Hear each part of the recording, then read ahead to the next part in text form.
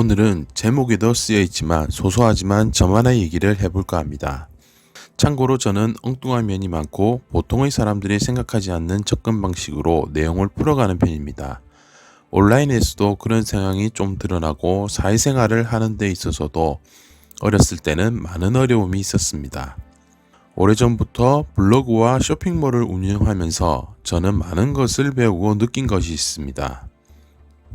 그것은 바로 내가 적고 싶은 글을 적는다는 것과 돈을 벌고 싶다는 것의 차이에서 오는 괴리감입니다.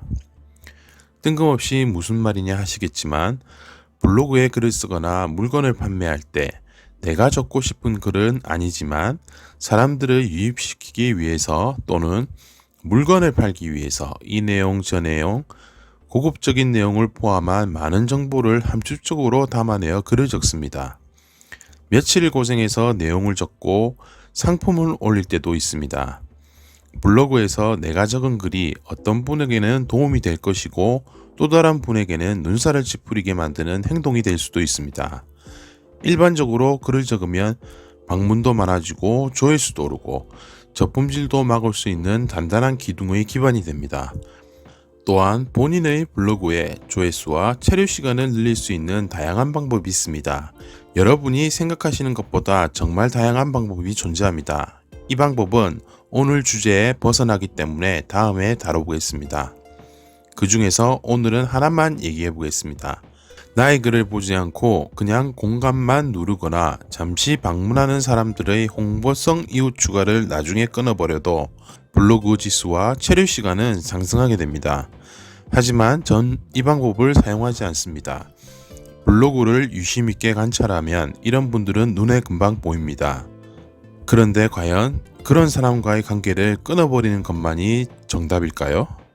내 블로그의 지수를 올리기 위해서 그게 목적이라면 당연히 그렇게 해야 할 겁니다.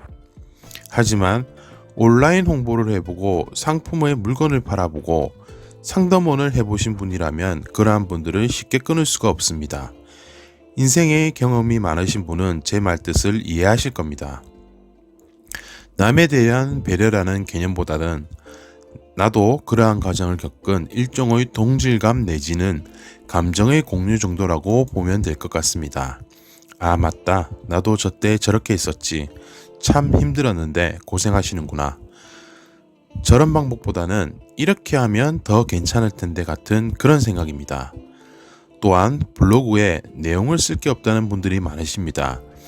전 이런 고민을 한 번도 해본 적이 없고 너무나 적을 게 많은데 저에게 하루라는 시간이 24시간이 아닌 48시간이 되었으면 좋겠습니다. 이것 또한 고민할 필요가 없습니다. 정답은 바로 책입니다. 저도 책을 정말 좋아하고 한 달에 2권 정도는 의식적으로 읽습니다. 제 소원 중에 하나가 이 많은 책들을 이쁘게 진열할 수 있게 방 한 곳을 가득 채운 정말 넓고 큰 영화나 드라마에서 보던 그런 멋진 책장이 있었으면 좋겠습니다. 책들이 상자 속에 박혀있는 모습을 보면서 나 좀 꺼내줘 하는 느낌을 받곤 합니다. 너무나 책들이 많아서 잊어버리거나 이사하면서 버린 것만 합치면 100권도 넘을 것 같습니다. 보통 다른 것들은 많이 아끼는 편인데 책을 사는 것에 있어서는 돈을 아끼지 않는 편입니다. 책 리뷰는 아이템의 고갈성을 해결해 줄 수 있는 최고의 단비입니다. 여기서 책 리뷰에 대해서도 저희 엉뚱한 면이 또 드러납니다. 책 리뷰를 많이는 아니지만 다른 블로그에 몇 번을 적은 적이 있습니다. 책에 대한 내용과 핵심을 그대로 공유를 하면 되지만 저는 특이하게 이 책의 장점뿐만이 아닌 나의 생각을 책과는 다른 반대급부적 개념으로 적어 놓은 적이 있습니다. 싫은 소리 참 많이 들었습니다. 책의 내용이 좋은 것도 맞지만 무조건 옳다는 것이 아닌 이러한 내용을 토대로 내가 살아온 경험에 비춰서 반대급부적인 개념도 있다는 것을 얘기하였습니다. 나의 생각과 견해를 말한다는 것이 내 생각과 맞지 않는 사람의 측면에서는 많은 반감을 불러일으키는 작용을 하기도 합니다. 저와 같은 방법으로 책 리뷰를 하실 분은 없으실 것이고 책 리뷰를 통해서 블로그와 유튜브를 운영하실 분이라면 참고하시면 좋을 듯 합니다. 저도 앞으로는 책 리뷰를 할 때 책을 통해서 그 내용의 관점에서 장점을 드러내고 나의 생각은 조금 줄이고 이 책의 장점을 활용하여 적는 게 세상을 살아가는 데 있어서 좀 더 편한 방법이라는 생각이 들기도 합니다. 사업 및 부업을 함에 있어서도 제 예를 한 가지 들겠습니다. 저는 인사평가 관련 전자책을 작년부터 판매하였고 제 월급의 2배 이상이 되는 수익을 가져다 준 고마운 전자책입니다. 이 책은 정말 지금 제가 봐도 너무나 부끄러운 책입니다. 구매를 해주시는 분들에게 지금도 너무나 감사하다고 말씀드리고 싶습니다. 제가 작성을 했지만 아직 너무나 많이 부족한 내용인 것 같습니다. 인사평가와 관련된 실무형 전자책으로 기존의 전자책과는 조금 다릅니다. 그리고 일반적인 인사평가와 관련된 전자책으로는 재능 사이트에서는 최초이고 외국은 모르겠지만 한국에서는 처음으로 재능 사이트에서 판매가 되고 있는 인사평가 목표관리를 적용할 수 있는 실무형 전자책입니다. 단돈 3만원 미만의 전자책이지만 그와 관련된 컨설팅이 일주일에 한 건, 한 달에 2~3건 정도는 들어옵니다. 의뢰가 들어오는 컨설팅을 하면 3에서 5일 정도 고생하고 몇 장의 자료만 추가적으로 만들어 드리면 끝나는 것입니다.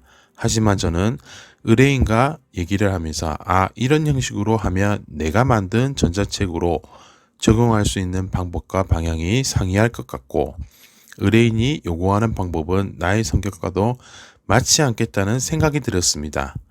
그냥 의뢰인께서 요구하는 부분을 추가 내용으로 보충해서 만들어주면 끝나게 되는 일을 제 가치관이라는 나만의 논리에서 거절하였습니다. 참 바보 같다고 생각하실 겁니다. 저는 인사평가 전문가는 아니지만 10년 넘게 기획실에서 근무하며 경영기획, IR, 인사 관련 경영관리 분야의 일을 해왔습니다.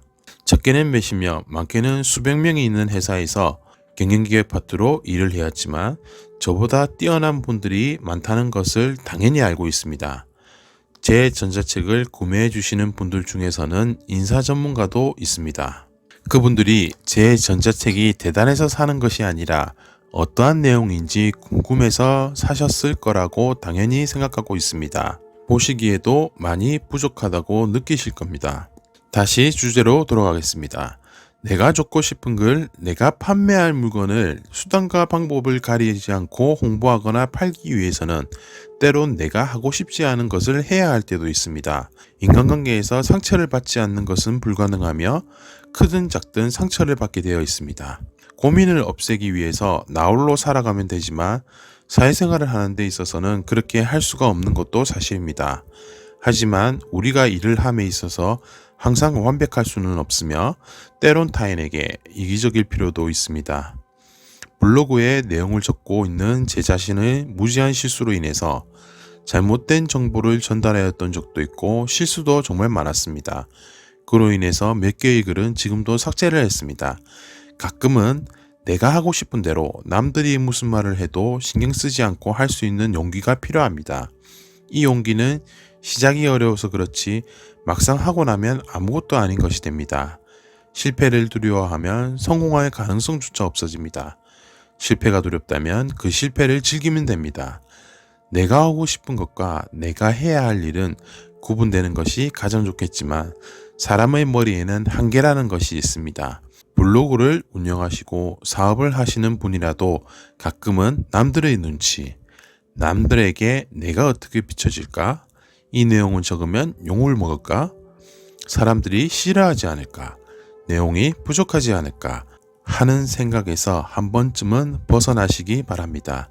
오늘 내용은 이만 줄이겠습니다. 이 영상을 보시는 모든 분, 오늘은 미움받을 용기라는 책에도 있듯이 오늘 미움 한번 크게 받아보시기 바랍니다. 지금까지 환이었습니다. 구독과 좋아요 부탁드립니다. 감사합니다.